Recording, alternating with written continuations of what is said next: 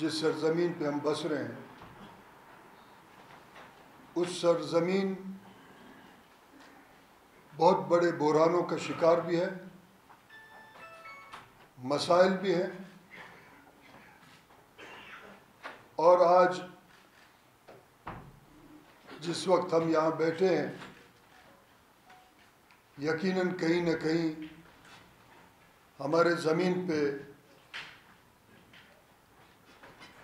کسی اہل وطن کا لاش بھی گرایا ہوا ہوگا۔ یہ ہم سب کے لیے لمحہ فکریہ ہے۔ ہم سب نے سوچنا ہے کہ قومیں کہاں پہنچیں اور ہم بدترین بحران، افراتفری، انتشار اور خانہ جنگی کے زد میں ہیں، اور ہمارا آج کا نسل اور آئندہ نسلیں بہت بڑے پریشانیوں سے دوچار ہیں۔ محترم ساتھیو، جس ریاست اور ریاست کے نظام میں ہم رہتے ہیں، انہوں نے خصوصاً بلوچستان کے لیے مختلف اوقات پہ مختلف باتیں ایجاد کی ہیں اور لوگوں کو ان کے مسائل سے توجہ ہٹانے کے لیے تعبیر غلط کی ہے۔ ریسائیکلڈ داستانیں، ریسائیکلڈ قصے، ریسائیکلڈ ایشوز کریٹ کیے جاتے ہیں، اور ہمیں اس افراتفری میں ڈال کے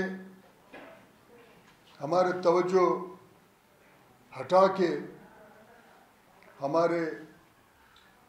بے روزگاری میں، ہمارے غربت میں، ناخواندگی میں، ہمارے نظم میں، اس سب میں ایک بہت بڑا اضافہ ہو رہا ہے، بد نظمی پھیل رہا ہے۔ یقیناً اس بات پہ ہم اور آپ کو سب کو سوچنا پڑے گا۔ میں تھوڑا سا اس بات کا نشاندہی کرنا چاہتا ہوں کہ جہاں بھی سائنس ہے، علم ہے، ٹیکنالوجی، ملک آگے گئے،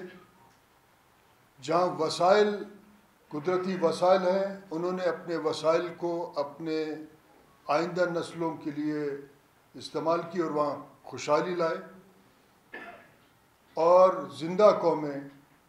اپنے آج کو اپنے کل کے لیے قربان کرتے ہیں۔ باشعور قومیں آج محنت کرتے ہیں، کل کا نسل مہذب باعزت زندگی گزارتا ہے اور باقی قوموں میں اپنے آپ کو برابری کے حوالے سے دیکھتا ہے۔ مگر افسوس یہ ہے کہ جس ملک میں ہم رہتے ہیں یہاں غلط تعبیر ہمیشہ کیا گیا ہے، اور ہمیں ہمارا اور آپ کا توجہ اپنے مسائل، ترقی اور آئندہ کے سفر سے ہٹانے کے لیے مختلف سائیکولوجیکل پروکسیز بھی ایجاد کیا گیا ہے۔ اب ہم آتے ہیں، ہم اپنے قدرتی وسائل اور اس میں قدرتی وسائل کے لوٹ مار پہ توجہ دیتے ہیں۔ 1954 میں سوئی گیس کا جو ذخیرہ ہے وہ دریافت ہوا، اور آج تک وفاق اور بڑے صوبے اس وسائل سے فائدہ بھی اٹھا رہے ہیں اور اس کا بدترین لوٹ مار بھی ہے، اور بتایا یہ جاتا تھا کہ ڈیرہ بگٹی میں وہاں ابھی تک گیس نہیں ہے۔ اب تو ریاست کا اپنا ڈائریکٹ تسلط ہے اس ڈسٹرکٹ پہ، اب تو مسائل کو حل ہونا چاہیے تھا، کیونکہ تعبیر اس لیے غلط کیا جاتا ہے کہ آپ کا توجہ ہٹے۔ ہزاروں ارب روپے وفاق، باقی صوبے ہمارے سوئی کے بنیاد میں ہمارے قرضدار ہیں اور ان کا معیشت اور انڈسٹریز اس کے بنیاد پہ چلتا رہا ہے۔ اس کے بعد جنرل ضیاء الحق کے دور میں سائندک کا جو سونے، اسٹریٹجک منرلز، چاندی اور باقی جو قیمتی دھاتیں ان کا ذخائر کو چین کا حوالہ کیا گیا، اس کا لوٹ مار آج تک جاری ہے۔ کوئی ایک شخص جو اقتدار میں آج بیٹھا ہے، کل وہ یہ نہیں کہہ سکتا کہ جو سائندک کے ذخائر کو جب چین کے حوالے کیا گیا اس سے بلوچستان کو کیا فائدہ ملا۔ آج بھی اس ہال میں میرا خیال اکثریتی لوگ بے روزگار ہیں اور غربت کے چکی میں پھنس رہے ہیں، مگر چین کا معیشت بھی آگے بڑھا اور ہم کو آج تک پتہ نہیں،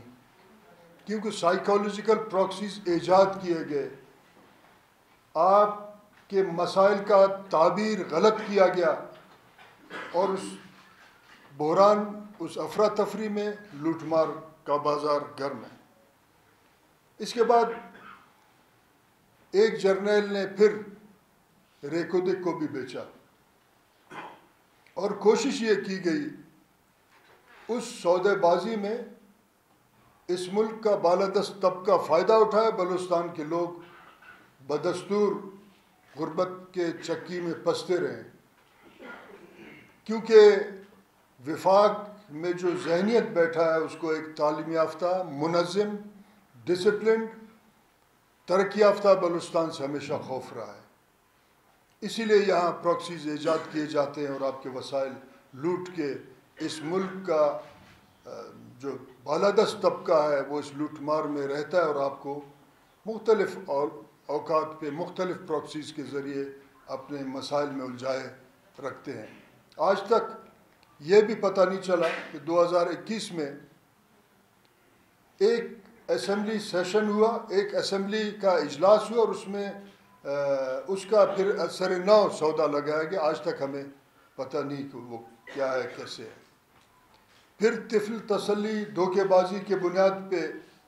چین پہ گوادر کو پورٹ آف سنگاپور پہ گوادر کو بیچا گیا، جس کے خلاف ایک سیاسی مزاحمت کی گئی، اس کو واپس لینے کی کوشش کی گئی۔ گوادر میں ہزاروں ایکڑ کو الاٹمنٹ کیا گیا اور ہمیں اور آپ کو یہ بتایا گیا کہ آپ بہت آگے جائیں گے، بہت ترقی کریں گے، اور اس کے بنیاد پہ ریکودک بھی چلا گیا۔ ہم انتظار میں رہے کہ ہماری خوشیاں کب آئیں گے۔ پھر ایک گیم چینجر کا ٹرمینالوجی پاکستانی ریاست کے بالادست طبقے نے ایجاد کیا اور گیم چینجر کا نام دیا گیا۔